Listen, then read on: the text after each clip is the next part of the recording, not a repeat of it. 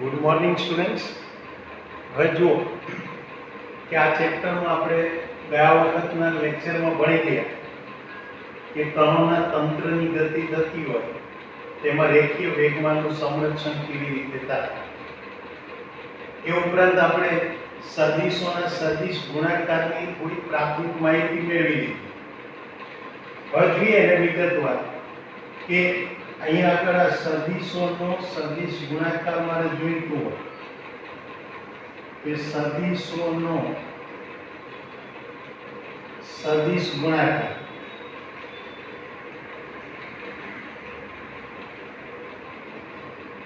શું કહ્યું હતું આપણે કે જો સદિશ A અને સદિશ B ની દિશાઓ વચ્ચેનો ખૂણો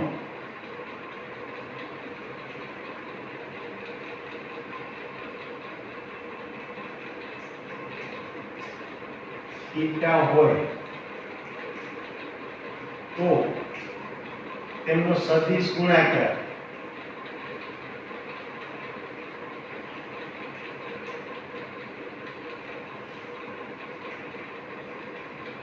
એટલે કે સદિશ A ક્રોસ સદિશ B બરાબર AB sin theta into n caret 1.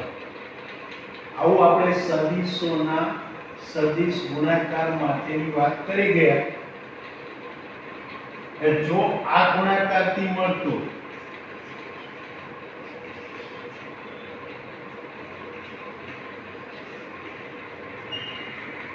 પરિણામી સદિશ C તો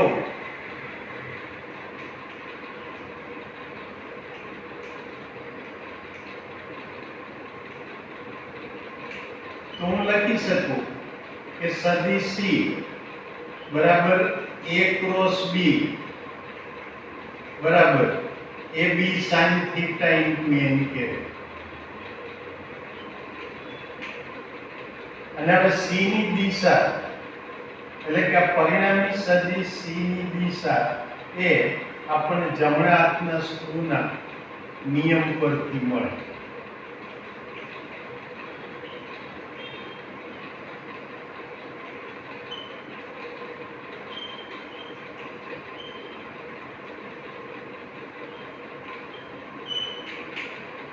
પહેલા તો જમણા હાથનો સ્ક્રૂ શું?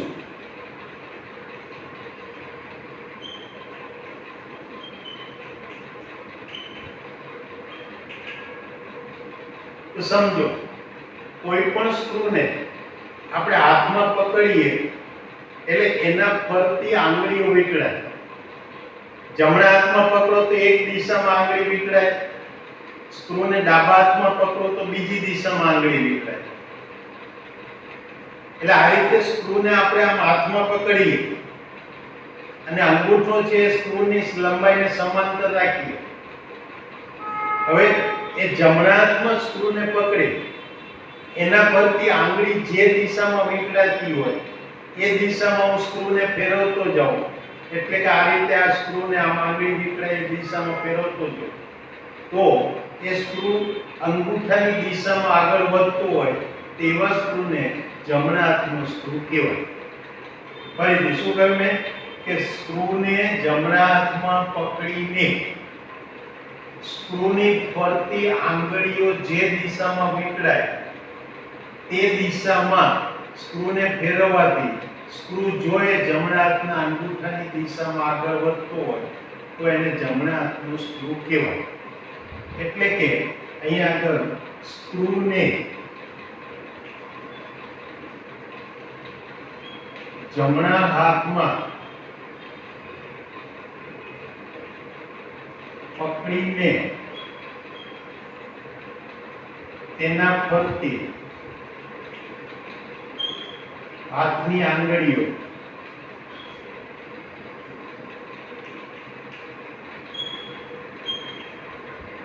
જે દિશામાં વીંટળાય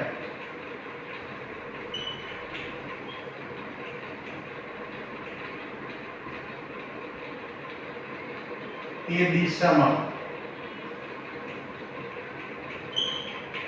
સ્ક્રૂને ફેરવવાથી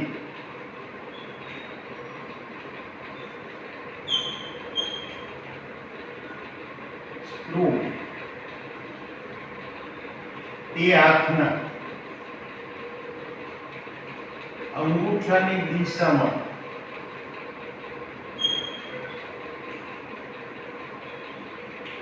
આગળ વધે તો તેને જમણા હાથનો સ્ક્રૂ કહેવાય.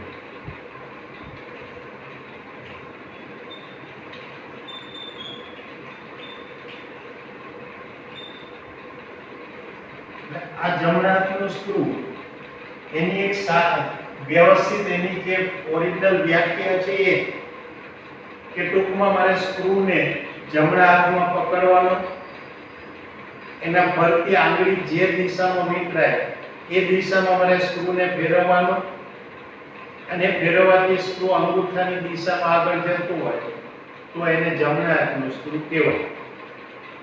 આના બદલે સ્ક્રૂને ડાબા હાથમાં પકડો ત્યારે તમે જોઈ શકશો કે આંગળીઓ પહેલા કરતા વિરુદ્ધ દિશામાં વીંટળાય. આ રીતે હું આ બંને હાથમાં રાખીશ તો જમણા હાથની અંદર આંગળીઓ છે આમ સમઘડી દિશામાં વીંટળાતી તમને જોવા મળે. ડાબા હાથનો સ્ક્રૂ છે એમાં આંગળી તમને વિષમઘડી દિશામાં વીંટળાતી જોવા મળે. એટલે આના પરથી એક બીજી વાત એ પણ કહી શકાય કે સ્ક્રૂને આ સમતલને લંબ રૂપે આમ ગોઠવો અને આ સમઘડી દિશામાં ફેરવો ત્યારે સ્ક્રૂ જો સમતલમાં અંદર દાખલ થતો હોય તો એ જમણા હાથનો સ્ક્રૂ હોય. એટલે આના માટે બીજી આની ઓળખાણ જોઈતી હોય તો આપણે આ રીતે લઈ શકીએ કે આ જે છે એ તો આપણે એક તો એની આ વ્યાખ્યા આપી. હવે અથવામાં મારે લખવું હોય તો હું આમ લખી શકું કે સ્ક્રૂને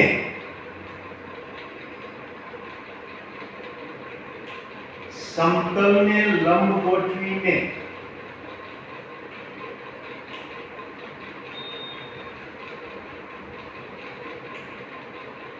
સમઘડી દિશામાં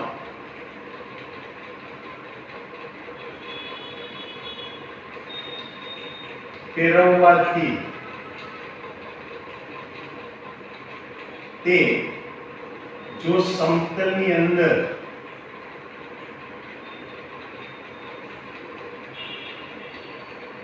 દાખલ થતું હોય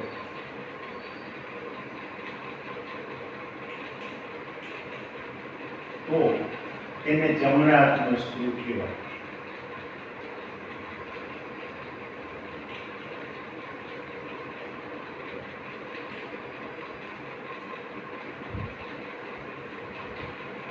આવા સ્ક્રૂ એ જમણા હાથના સ્ક્રૂ થાય. સામાન્ય રીતે મોટા ભાગના દરેક સ્ક્રૂ તમને જમણા હાથના સ્ક્રૂ જોવા મળે. અમુક જ વિશિષ્ટ રચના માટે ડાબા હાથના સ્ક્રૂને ત્યાં રચના થયેલી હોય જેને સાદી ભાષામાં ઊંધા આંટાનો સ્ક્રૂ કહેવાય. સામાન્ય રીતે દરેક સ્ક્રૂને તમે સમઘડી દિશામાં ફેરવશો એટલે અંદર એક દાખલ થશે એટલે કે સ્ક્રૂ ટાઈટ થશે. એ સ્ક્રૂને ખોલવા માટે વિષમઘડી ફેરવવો પડે. પણ અમુક પરિસ્થિતિમાં ખાસ કરીને તમે જુઓ તો તમારા ઘરે જો મિક્સર બ્લેડ હોય તે મિક્સર બ્લેડની અંદર એ બ્લેડને બહાર કાઢવા માટે તમારે સ્ક્રૂને ઉલટો ફેરવવો પડે તો એમાંથી બહાર આવે. એટલે એવા અમુક કિસ્સામાં તમને આ જે સ્ક્રૂ છે ડાબા હાથના સ્ક્રૂ હોય. એટલે કે એને સમઘડી ફેરવવાથી એ સ્ક્રૂ બહાર આવી જાય. એને તમારે જો ટાઈટ કરવો હોય તો વિષમઘડી ફેરવવો પડે. એટલે આવા જે મિક્સરની બ્લેડ જેવાના સ્ક્રૂ છે અથવા તો આ ઇલેક્ટ્રિક પંખા હોય તેમાં મોટરને જે એક્સલ સાથે ફિટ કરવામાં આવે તો ત્યાં એ સ્ક્રૂ જે મૂકેલો હોય એ પણ આ રીતે ડાબા હાથનો સ્ક્રૂ હોય. કારણ કે જો પંખો સમઘડી ફરતો હોય તો ત્યાં ડાબા હાથનો સ્ક્રૂ રાખે તો એ પંખો ફરે ત્યારે એ સ્ક્રૂ હંમેશા ત્યાં પેલો ટાઈટ થતો રહે. એટલે કે સ્ક્રૂ જલ્દી નીકળીને બહાર પડી ના જાય. એટલે આ રીતે આ જમણા હાથનો અને ડાબા હાથના બે સ્ક્રૂ આપણને મળે. તો હવે આ જમણા હાથના સ્ક્રૂનો નિયમ એની ઉપરથી મદદથી તમે આ બે સદિશોના સદિશ ગુણાકારથી મળતા પરિણામી સદિશની દિશા શોધી શકો.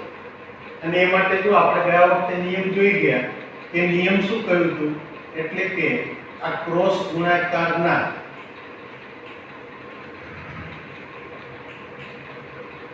મળતા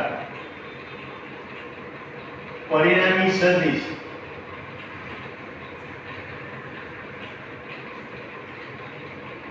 એની દિશા માટે એ જમણા હાથના સ્ક્રૂનો નિયમ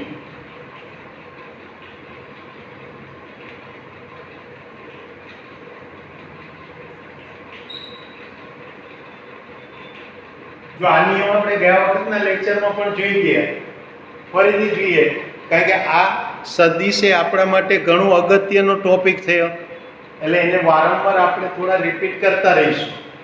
તે નિયમમાં શું કહ્યું હતું કે જમણા હાથના સ્ક્રૂને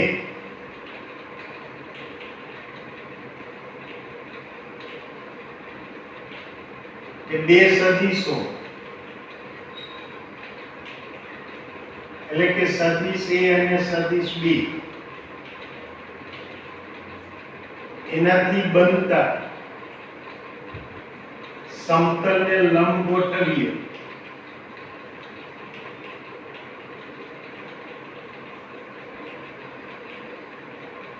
એ સ્ક્રૂને પ્રથમ સદિશ એટલે કે A થી બીજા સદિશ એટલે કે સદિશ B તરફ ફેરવતા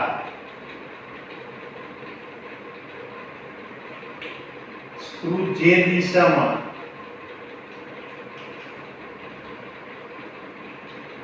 આગળ વધે તે દિશા પરિણામી સદિશની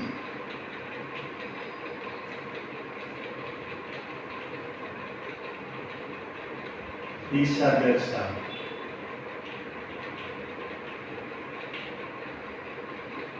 હવે જો કે અહીંયા આગળ આ સદિશ A ક્રોસ B બરાબર સદિશ C મળે, તો હવે આ બંનેના વિરોધી સદિશો લઉં, એટલે કે સદિશ -A ક્રોસ -B લઉં, તો એ પણ પરિણામને શું મળે, A ક્રોસ B એટલે કે C મળે. આને એનું પરાવર્તન સ્વરૂપ મળ્યું કહેવાય.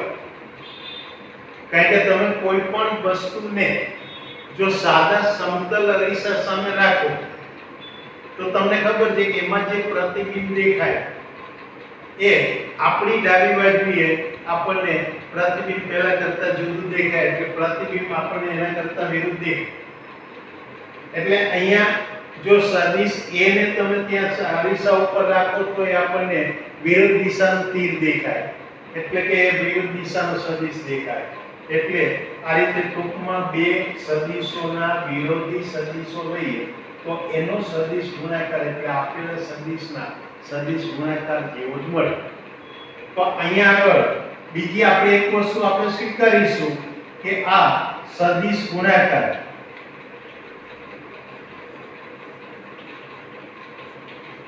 એ ક્રમના ગુણધર્મનું પાલન કરતો નથી.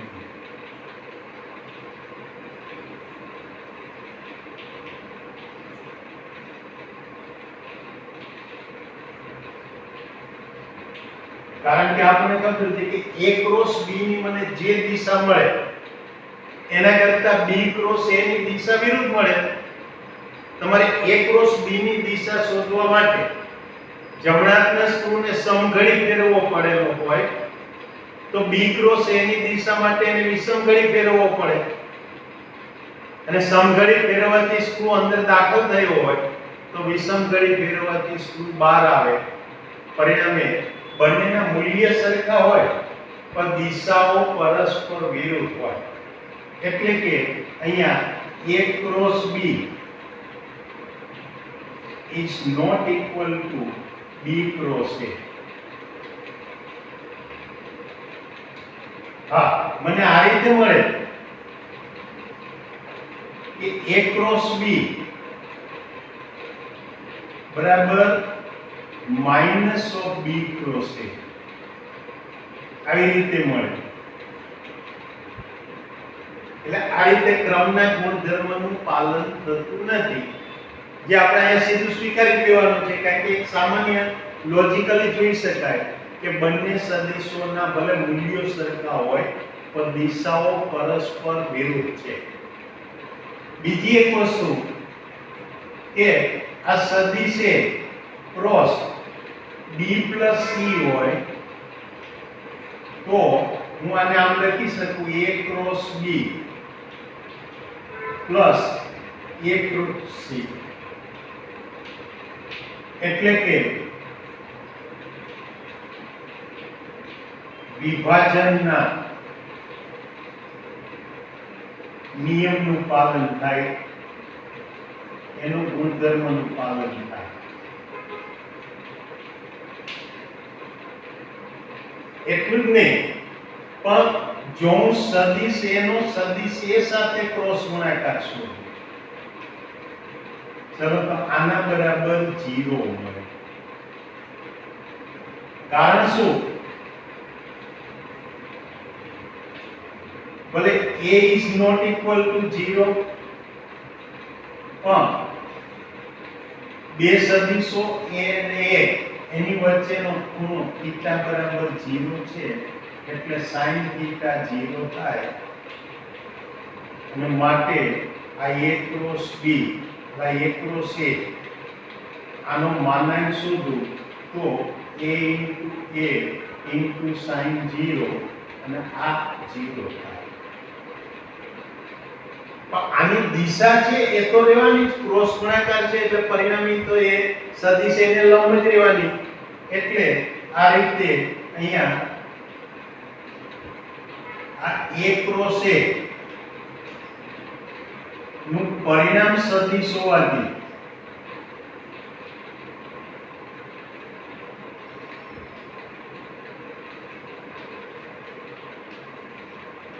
તેને તે સદિશને શૂન્ય સદિશ કહેવાય. નલ વેક્ટર એટલે કે શૂન્ય સદિશ કહેવાય. એટલે આ રીતે બે સદિશ, કોઈ પણ એક સદિશ હોય એની પોતાની સાથેનો ક્રોસ ગુણાકાર લો તો એક ક્રોસ ગુણાકાર આપણને શૂન્ય મળે. એ જ રીતે તમે કાર્ટેશિય ઘટકોના એકમ સદિશો લો. ચલો કાર્ટેશિય યામના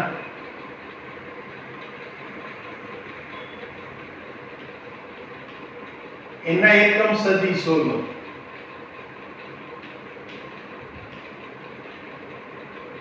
તો એના માટે શું જોવા મળે કે I ક્રોસ I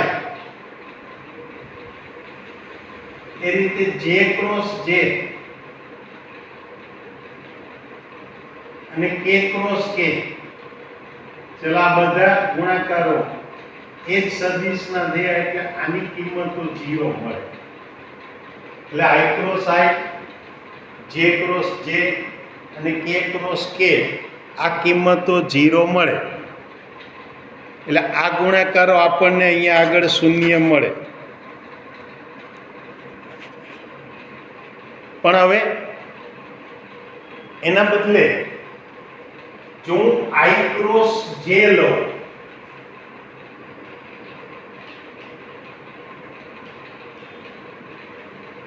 તો એના બરાબર K મળે. કારણ કે આપણે અહીંયા આમ જોઈ શકીએ કે આ આપણી યામ પદ્ધતિ x અક્ષ y અક્ષ અને બહાર આવતી દિશા એટલે z અક્ષ. તો અમારે I ક્રોસ J જોઈએ છે તો I એટલે x અક્ષ ઉપર,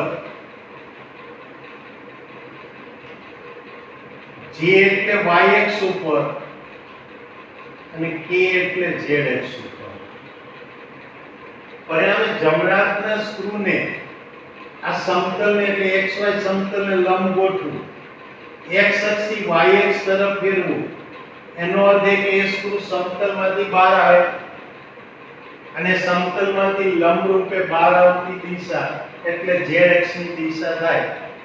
એટલે આ રીતે આ મને I ક્રોસ J બરાબર K મળે.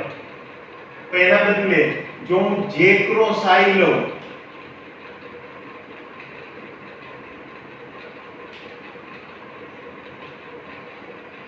તો એ આપણને માઈનસ K મળે.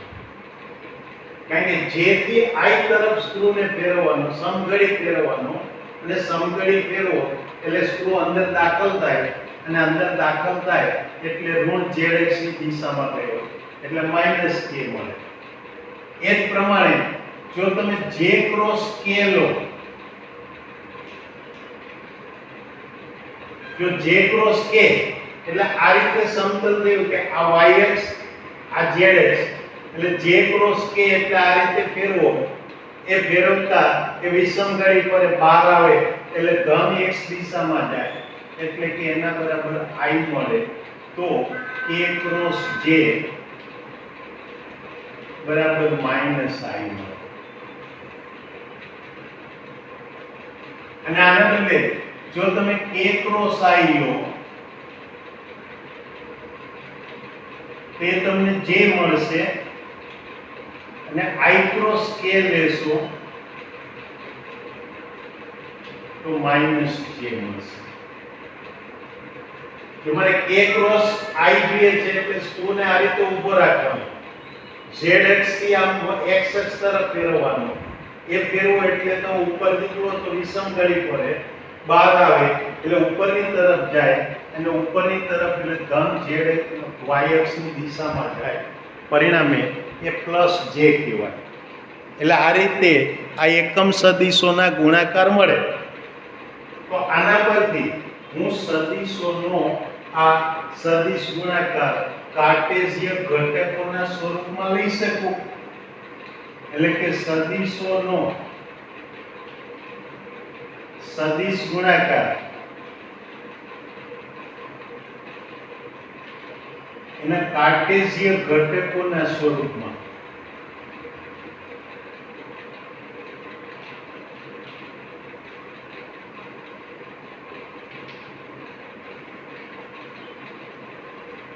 હું આમ કહી શકું કે જો સદિશ A બરાબર AXI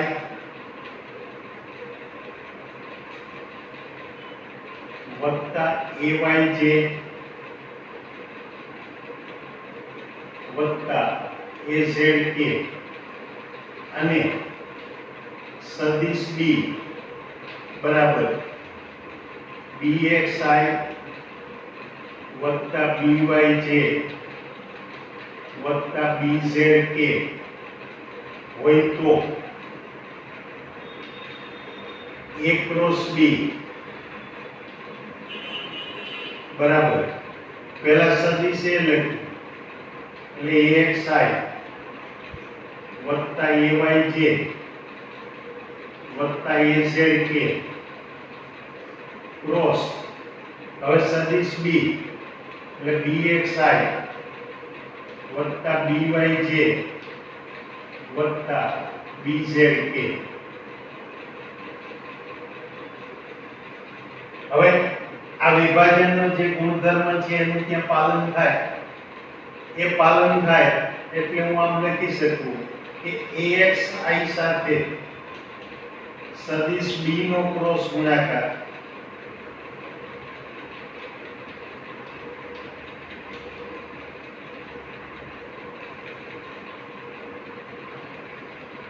વત્તા AYJ સાથે B નો ક્રોસ ગુણાકાર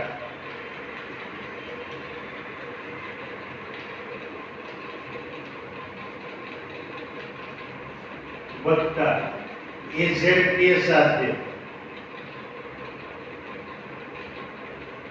આ સદિશ B નો ક્રોસ ગુણાકાર.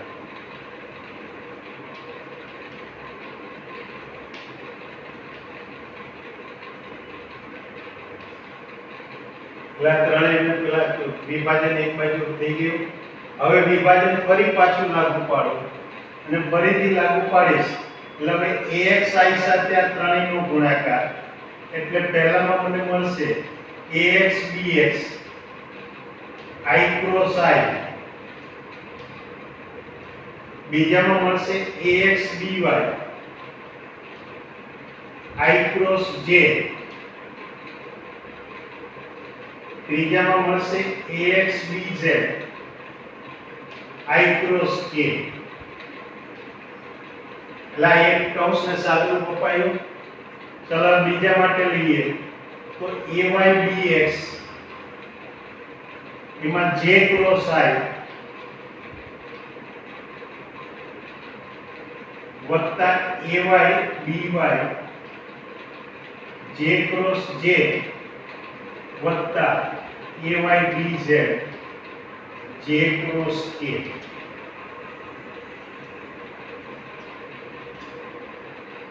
હવે ત્રીજા માટે લઈએ તો az bx k cross i વત્તા az by k cross j વત્તા az bz k cross k. હવે જુઓ અહીંયા પહેલા પદમાં જો તો i ક્રોસ i અને i ક્રોસ i 0 થાય માટે આ પહેલું પદ 0 થાય.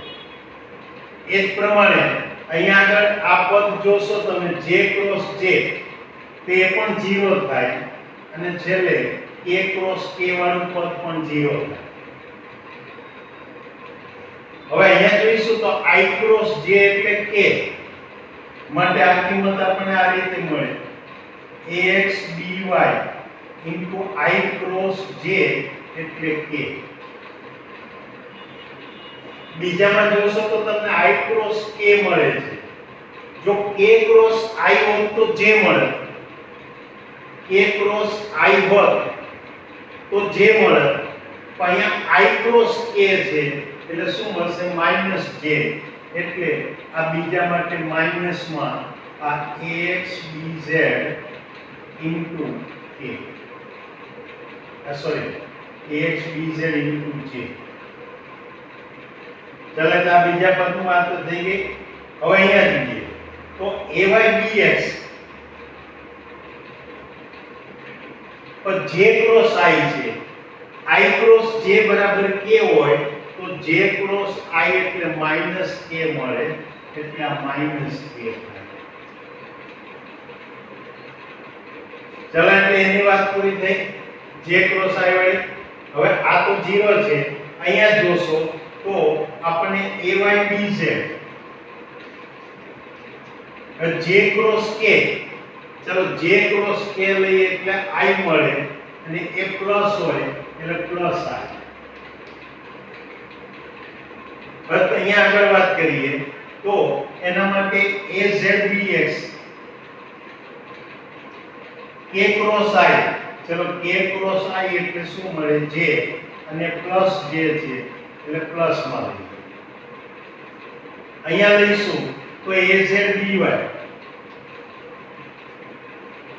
k ક્રોસ j, ચલો k ક્રોસ j એટલે શું મળે માઈનસ i એટલે માઈનસ i. એટલે આ રીતે આપણે એને સાદુરૂપ આપી શકાય. હવે પહેલા i સહગુણકો એવા ભેગા કરું, પછી j સહગુણક વાળા અને પછી k વાળા. એટલે આને હું આ રીતે લખી શકું ay bz into i minus az by into i. ત્યાર પછી લઈશ તો j વાળા લો એટલે plus az bx into j minus અહીંયા બીજું j વાળું લઉં તો ax bz into j. અને હવે ત્રીજામાં લઈશ તો k વાળા એટલે plus ax by into k minus હવે k વાળું લઈશ તો ay bx into k. હા, આમાં પહેલામાંથી બેમાંથી i કોમન કાઢ્યું. i કોમન કાઢ્યું એટલે આ કિંમત મળે aybz minus azby into i. ચાલો બીજામાંથી માઈનસ j કોમન કાઢો. માઈનસ j કોમન કાઢીશ એટલે આ કિંમત મળશે axbz માઈનસ azbx. અને ત્રીજામાંથી પ્લસ k કોમન કાઢો. ચલો k કોમન કાઢીશ એટલે આ રહેશે axby માઈનસ aybx. અને તમે મેથેમેટિક્સ માં નિશ્ચાયક ભણશો અને નિશ્ચાયક પ્રમાણે આ જો જુઓ તો એ આવા એક નિશ્ચાયકનું વિસ્તરણ છે કે i j k. તો અહીંયા ax ay az bx by અને bz. એટલે આ રીતે આ સદિશના ક્રોસ ગુણાકારનું જો મારે જોઈતું હોય તો એ a ક્રોસ b બરાબર હું આ રીતે લખી શકું. આ નિશ્ચાયકમાં i j k એટલે પહેલા ત્રણ સ્તંભમાં પહેલા સ્તંભમાં પહેલી હારમાં i કેરેટ, બીજા સ્તંભની પહેલી હારમાં j કેરેટ, ત્રીજા સ્તંભની પહેલી હારમાં k કેરેટ. ત્યાર પછી અહીંયા બીજી હારની અંદર જુઓ તો ત્રણેય પેલા a ના જ ઘટકો છે અને ત્રીજી હાર જુઓ તો એ ત્રણ સદિશ b ના ઘટકો છે. આ નિશ્ચાયકનું વિસ્તરણ કરવાની રીત તમે મેથેમેટિક્સમાં ભણશો અને એ કરશો તો આ રીતે ક્રોસ ગુણાકાર મળે. એટલે આ સદિશોના સદિશ ગુણાકારની આપણે વાત કરી.